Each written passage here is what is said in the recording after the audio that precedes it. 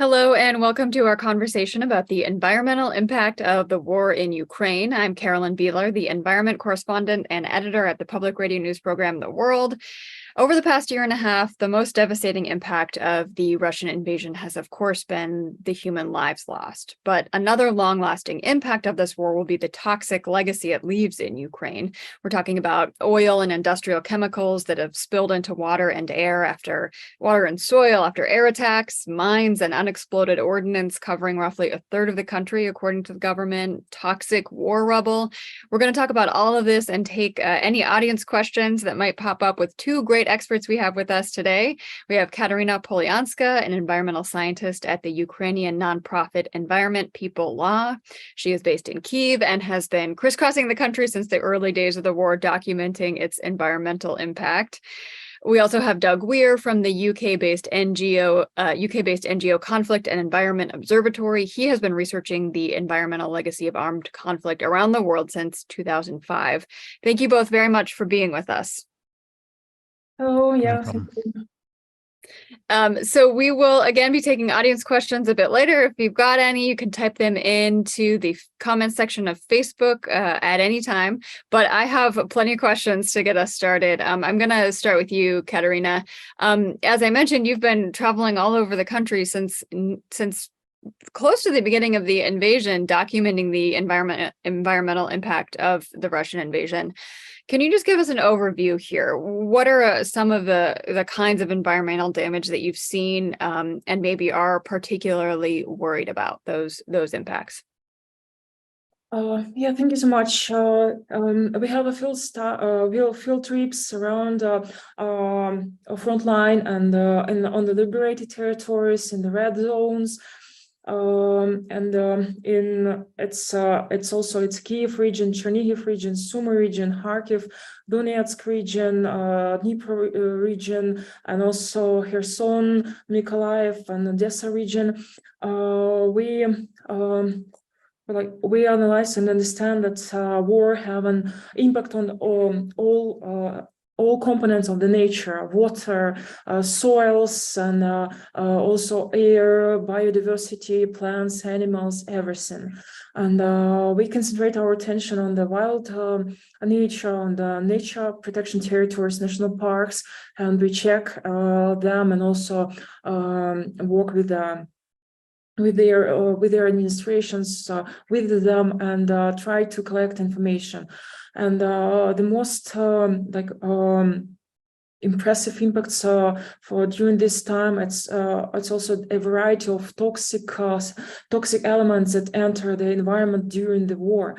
As a result of fires on oil storages, forest fires at the factories and infrastructure facilities. Also, it's soil pollution during the shelling. For example, there's a lot of kinds of soil pollution.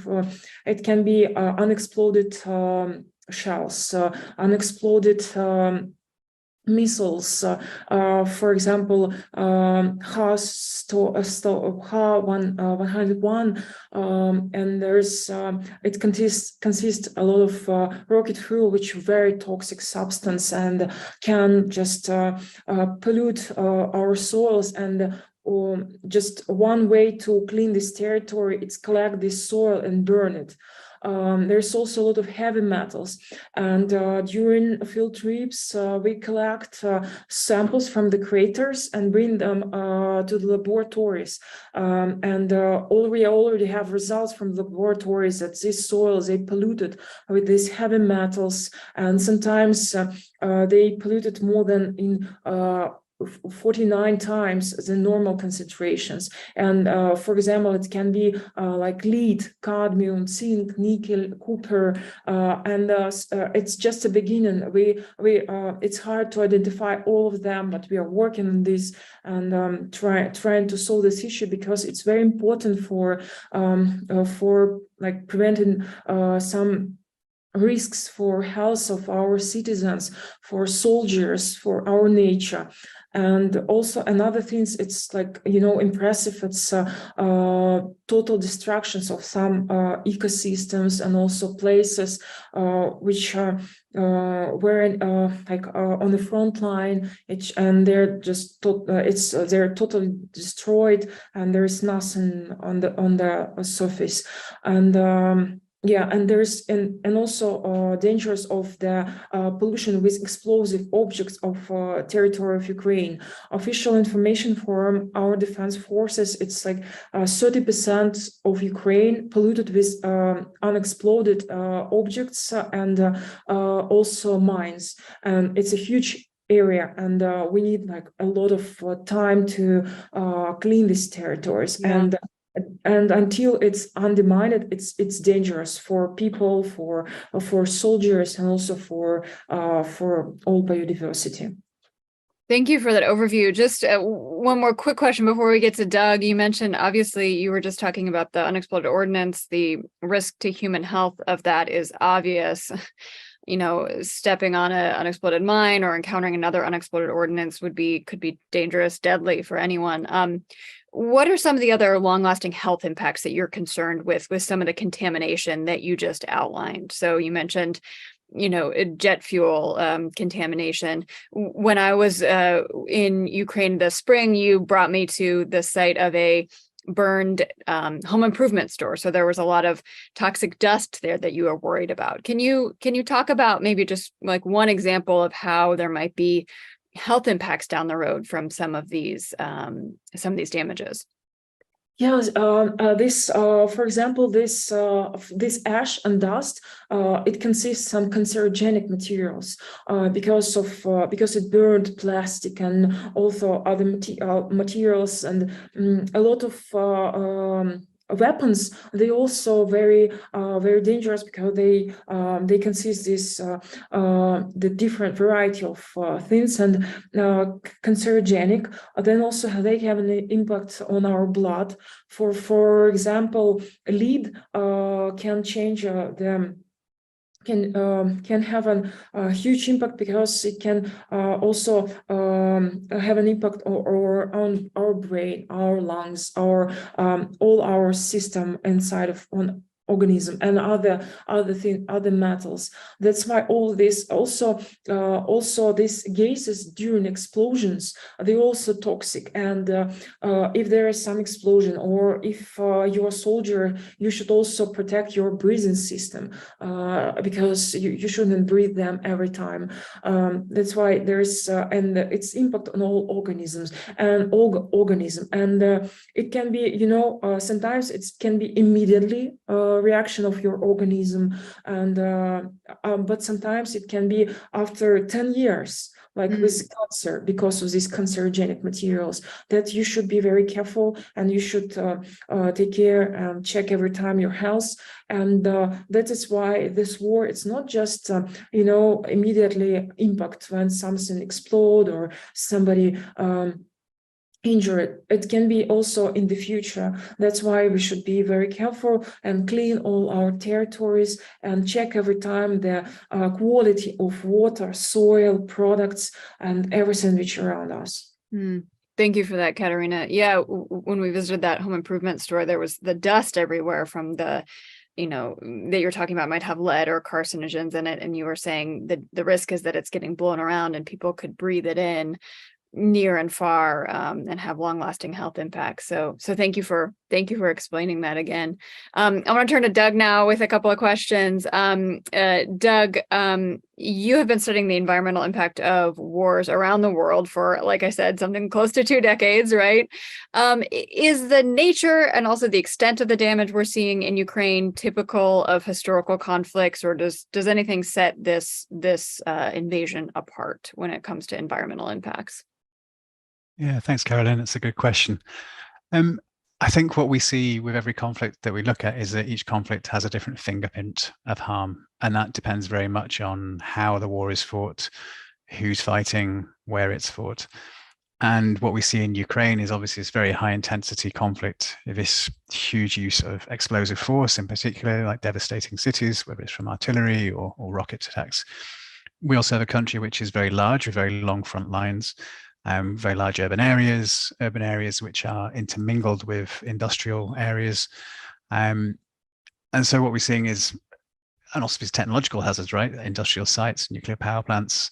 And so what we're seeing is very extensive damage, but we're also seeing it's very visible damage. And that's what's kind of somewhat unusual with Ukraine, is a degree of attention on the environmental considerations. And part of that is because of people like EPL and other civil society organizations in Ukraine who've been drawing attention to these things. But also the government has been very vocal about the environmental harms. And obviously these harms have been very visible, full stop, because of the nature of the conflict. In addition, we have far more documentation from satellite imagery, from social media. So this sets it apart maybe in two ways: that the scale and the type of damage, but also the visibility of the damage. But if you look historically at other conflicts like Iraq 2003 or Afghanistan for decades, similarly Iraq for decades too, you have very long periods of environmental damage and degradation. And that degradation is kind of layered almost. And we see that now increasing the vulnerability of people in Iraq to climate change and other changes like that, and also in Afghanistan. So yeah, it's often been the case that the environment hasn't had as much attention as it should receive. But there are many other conflict areas which have suffered very extreme damage, and often decades of damage. And one of the things we don't tend to see is that the environment is restored and put right after conflict. So yeah, that's kind of where we are in Ukraine. It's very common to see environmental damage. It's pretty much standard when you have any kind of conflict, but the scale in Ukraine is somewhat different to those that we've seen previously. And you're saying that one of the things that sets this conflict apart is just how visible this is, due to the work of folks like Katerina and others. And as you mentioned, the government has been pretty aggressively, as far as I can tell, documenting the environmental damage being done and trying to assign a dollar figure to that damage. You mentioned that it often doesn't, environmental damage after conflicts often doesn't get cleaned up. But the Ukrainian government, one of the reasons they're being so proactive about documenting the cost of damage is with the hopes of eventually winning some sort of reparations or compensation from Russia. Can you talk a little bit about, I understand there are a couple of sort of pieces of precedent legally for that potentially happening. Can you talk about when countries have seen money for environmental degradation before or after invasions or conflict? Mm-hmm. Yeah, it's a fairly short list. So I guess the first thing to consider is that accountability for anything in conflict context isn't very well developed and advanced. It's fairly rare. When it comes to the environment, it's even worse. So we don't really have a legal framework which protects the environment effectively in conflict. It's very permissive what's there, and it's not really adopted or used or taken much note of by belligerents in conflicts. And then at the same time, we don't have very well developed precedent. So there is one big example, which is the UN Compensation Commission. And this was established by the UN Security Council after the 1991 Gulf War, when Iraq invaded Kuwait. And as they were withdrawing from Kuwait, they set fire to the Kuwaiti oil fields, and these oil well fires burned for months on end. You had these huge spills, you had a huge amount of pollution and damage. And following that, there was a resolution at the UN Security Council, which established a mechanism whereby oil money from Iraq could be used to pay compensation to neighboring countries. And within that, the environment formed one small part. And so UN Compensation Commission experts were tasked with trying to figure out, how do you put a value on the damage? And that process of payments for environmental remediation, for oil spills, for example, and cleanup of beaches, that's gone on for more than 2 decades. So work was still going on to clean up beaches in Saudi Arabia from that. So I guess the first thing there is that in terms of the mechanism and precedent, it is something which has been done by the UN Security Council, but you don't have that option now, in this case with Ukraine, because Russia sits on the UN Security Council and has veto powers. The second thing is that this is very long term. It may be decades before money is available for remediation projects. The third one is it's not necessarily clear where that money is going to come from in this case. Russia has a lot of assets which have been frozen by countries, but it's another step to then pay that towards reparations. And then the final component is that the environment, this isn't just done for environmental cleanup. So if there is a reparations process, there will be a lot of people higher up in the pecking order in the queue who will be asking for money, whether it's private companies, whether it's other states, whether it's those who've invested money in weapons around the country, or a whole load of reasons. And the environment will come fairly low down. So while it could be an important example, an important precedent to set in terms of environmental accountability, we shouldn't really be thinking in those terms, thinking there's an easy way to get money for environmental remediation here, which can start next year or next week or in 3 years' time. This is going to be a long-term process. So while it's definitely something which is important to pursue, to set these precedents around wartime environmental accountability and also to help get money to Ukraine eventually, we also need to be thinking about different ways in which we can help fund and resource environmental recovery in the short term. Thank you for that. Speaking of environmental recovery, I have a question for Katerina on that. But first I want to remind folks that if you have your own questions for our experts, feel free to pop them in the Facebook chat and I can ask them. We will continue on with mine for now. Katerina, Doug was just talking about, eventual remediation or recovery or cleanup. To what extent is any sort of cleanup happening or remediation?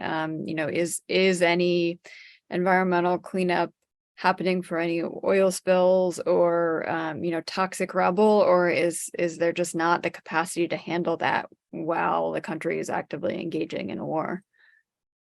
I know that it depends on the region and the situation, and experts. With oil depths, they're still polluted, and it's hard to clean that territories. But I know amazing team of the National Nature Park Kamenska Sich in Kherson region. They try to, with our defense forces, they try to demine their territory, and also they try to clean all the territory of the national park from the different, garbage and a lot of damaged vehicles, unexploded shells, and it's amazing work. Different situation in Donetsk region, because in the National Nature Park Svety Hory, they have no specialist with for the mining, and that's why it's very slow. That's why it will take a lot of time, and different situation in the northern part in the national park, Desnyansko-Starorutsky, because they just maybe it will be mined for decades, and because it's very close to the border, it's in the border with Russia, and that's why this territory is very dangerous to do some management or some things. For the restoration of the forests, it can take 50, 60, even more years to restore some forests, because some of them just burned, and it depends on the nature zone and the restoration of some complexes, because Ukraine have a different, we have a forest zone, we have a steppe zone. For steppe ecosystems, it's also, we need to check everything and provide some monitoring and understand what will happen in the future. We started these researches, and we will check it all the time. For clean the soils, it's also it's a question, because we need to identify all the pollutants, and we will see, because for the first time our recommendation for local authorities, it's collect all the pieces of the shells and in the radius of the explosion, and put them in the safe place without no connection with the soil and with the water, and to prevent next pollution. After this crater, they're potentially all of them dangerous for their health, for the environment, and then they shouldn't just cover them with the soil. They should wait and put them on the map, all these destructions, and check every time quality. and also with the crater with these toxic elements, with the toxic fuel, it's also they shouldn't like grow something around. And the same with places where we have a fuel or burned vehicles. The same, we should just clean these territories. We shouldn't grow something on these territories, because these toxic elements, they can migrate to the plants, and it can be also dangerous to eat these plants. Then we have then we have also a huge problem with the products of destructions. I mean that's all these building materials, and which we saw in Chernihiv, all these destroyed villages and cities, all these materials. We have no special landfills for them, and if we just remove them from one place to another, we just remove a problem from one place to another. We need to build special landfills. We need to have a special plans for how to recycle these things, because they will pollute our nature, our environment in the future. That's why, and it's a huge amount of these things, because it's a lot of destroyed infrastructure, cities, villages, and we need to solve this problem. And we need to clear reconstruction plans for local authorities and even for huge cities. And that's why it's like all these first steps. Thank you for that. We do have a question from an audience member watching on Facebook, Ellen on Facebook, whose question was, can Ukraine sue Russia or Putin for the environmental damage? So Doug has kind of already addressed a little bit about the previous legal pathways that a couple of countries have used to get some funding for remediation. Maybe, Doug, are there any other legal pathways that people are talking about that are different than going through the Security Council, as you just mentioned, or anything else? And maybe also to tag on, Katerina, that is why your organization and the others on the ground are documenting is for the hope of remediation at some point. So is there any strategy that's already taking root there, or is it more just collecting the samples? Maybe I'll let Doug go first, and Katerina, you can think about that. Cool. Thanks, Carolyn. Yeah, it's a good question. We often, I suppose, focus on the direct criminalization of these acts. Excuse me. One of the problems is that while the International Criminal Court can try environmental war crimes, the threshold for something to become an environmental war crime is set incredibly high. So it needs to be an act which causes widespread and long-term and severe damage to the environment. And that threshold is maybe something which might be reached with kind of nuclear weapons, or if you destroyed Zaporizhzhia nuclear power plant, perhaps you would trigger that threshold. But that means there's an awful lot of damage which happens underneath that, and many individual acts. And a lot of what we see is cumulative damage. It's not necessarily the one massive act, it's damage across a front line which is 800 kilometers long and being bombarded and shelled. But those individual acts aren't necessarily captured by the international statute of the International Criminal Court. And well, we again tend to see the focus of the International Criminal Court on issues around genocide or the kidnap of children, for example, as war crimes, but not the environmental crimes, which again haven't really ever been tested in this way. So while there is potentially some law there which could be used, what we've seen, even with this massive degree of damage, doesn't trigger this threshold of applicability, frustratingly. And there's a lot of discussions at the moment around ecocide, for example, and Russia and Ukraine both have ecocide in their domestic laws, but it's not on the statute of the International Criminal Court. I see. And if it does eventually make it on there, it wouldn't be retrospective, so you wouldn't be able to go back and go, you caused ecocide in Ukraine. So the options are quite limited in terms of the kind of strict criminal accountability and liability. But the financial liability and compensation is perhaps still very difficult and challenging, but it's a route which has a little bit more precedent around conflicts. And Katerina, you're kind of documenting the evidence. You're collecting soil samples to show what damage is being done, with the eventual hope of being able to hold Russia accountable in some way. Is there any conversation about that next step that's happening at your level, or is that, other people's jobs? Yeah, we just, it's collecting sample is just a part of our work. We also now analyzing and consequences of Kakhovka reservoir, Right. Dam destruction. It's a huge impact on the nature. And when we work in Kherson region, we try to count the consequences, but it's very hard, because when you come to the bottom of this reservoir, you can see there's some places where a lot of dead mollusks, like thousands of them.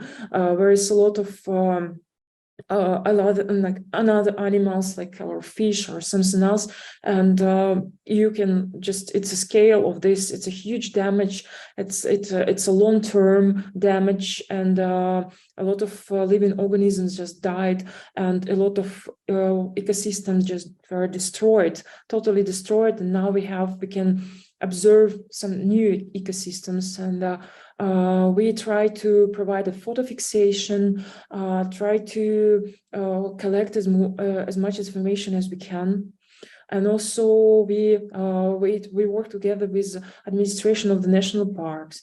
We try to also count the scale of the fires, and yeah, for all of this, it should be collected officially with all the documents. We prepared some initial documents which can be used in the court, and our legal department, all our lawyers, they provide like a huge work, because from the beginning of the war, they analyze previous conflicts. They analyze all the legislation according to the ecocide. And they preparing some analytical documents. It will be soon about ecocide and how we can use this law in Ukraine. That's why, yeah, I think we already working on this, collecting these evidences and how we can prepare them for the court in Ukraine, and also for the international court. Got it. Thank you. We have just a couple of minutes left here, so unfortunately can't get to any more listener questions, but I did have one I wanted to squeeze in myself, which was thinking about the time frame for these kinds of damages. So, I know that how long will this legacy, the environmental legacy of the war, last? I know that there are still World War I battlefields that are closed off to, civilians entering them because they're just too covered in unexploded ordnance and mines. What kind of a time frame are you both thinking about when you think about the toxic legacy of the Russian invasion in Ukraine? Maybe start with you, Doug.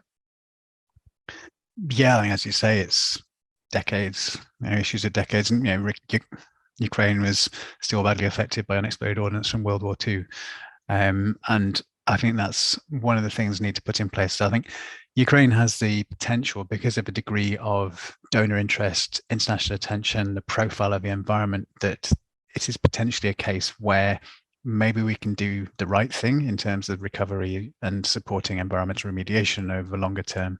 But this is going to require sort of a lot of investment now in capacity, in thinking long term about remediation, in how you fund and finance these things over the long term.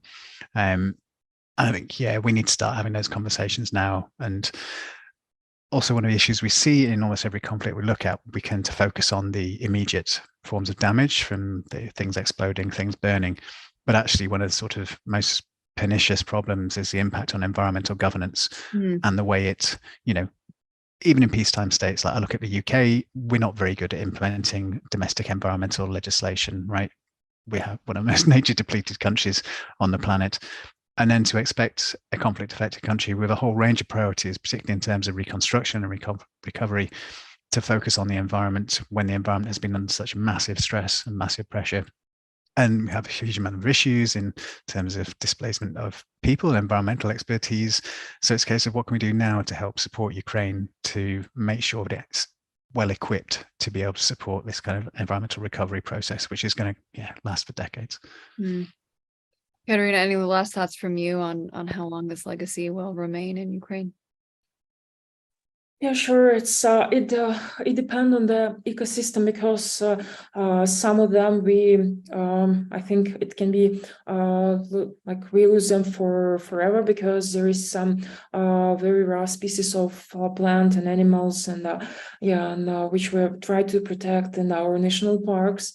And afterward, we should check them very carefully, because when we work in the national parks in Donetsk region, we saw these destructions. And during the war, they also destroy a lot of nature complexes and also historical things, and also some archives, some museums, and there is already war in our nature, biosphere reserves near the Black Sea, and we will check it, and we have a discussion with the scientists, and they told us that some ecosystem we can't restore because they were very rare. And also I agree with you that probably it will be some red zones also in Ukraine, like in France, where are still a lot of this unexploded ordnance, and also there are also like toxic pollution because of them. That's why we will see in France it's like more than 100 years, and I hope that we will in the future we will have opportunity to clean our territory and just be safe. Well, thank you both so much for taking the time to speak with us. And thanks to everyone for tuning in on Facebook and YouTube. You can follow our ongoing coverage of the war in Ukraine on our radio show and online at theworld.org. Thanks again to everyone who participated, and have a good rest of your afternoon, evening, wherever you are. Thanks for tuning in. Thank you so much. Thanks, Carolyn.